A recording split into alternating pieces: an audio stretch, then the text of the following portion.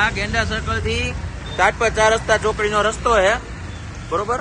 અહીંયા કણે ખુલ્લે આમ આવી રીતે એક માથે એક આવી રીતે એંગલ રાખી દીધી છે અને 17 થી 18 ગાડીઓ કન્ટિન્યુ નીકળી. મારી ગાડીનો વાય બધા જોટા ફોડી નાખ્યા, બધી ગાડીના આવી રીતના ખૂણા ખુલ્લે આમ કન્ટિન્યુ 15 ગાડી, પછી નીકળવાની જગ્યા નથી. આમાં કેવી રીતે નીકળે? આમાં તંત્રએ શું કરવાની જરૂર છે? જો આ ગાડી સાઈડમાં જાય છે, બરોબર. આ ખબર ના હોય અમે ઉભા એટલે આલકોર થી હલાવે, બાકી એને નો ખબર હોય તો આ ધાર ઉપર આવે એટલે લાગટ લાઈનમાં 17 થી 18 ગાડી આગળ ઉભી છે, બધી ગાડીના ટાયર જોટા ફૂટી ગયા. હા જો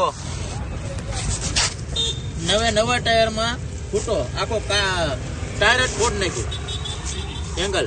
આ એક ગાડી લાઈનમાં બધી ગાડી પડી છે. આ બધી ગાડીમાં વહી ગઈ ને હવા.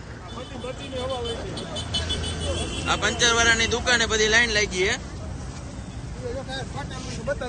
કેમ કરતા ફાઈટું? હવે જોવો નવું ટાયર નાખ્યું, જોઈ લો.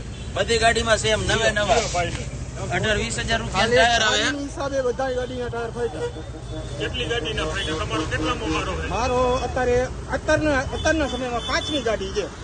ચાલુ છે. ઓમ આપણે હાલી યુઝ કર્યું.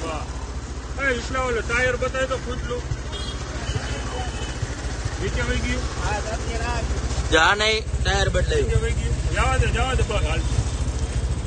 લાગટ લાઈનમાં ગાડી ઉભી છે. આ પંચર વાળા ભાઈ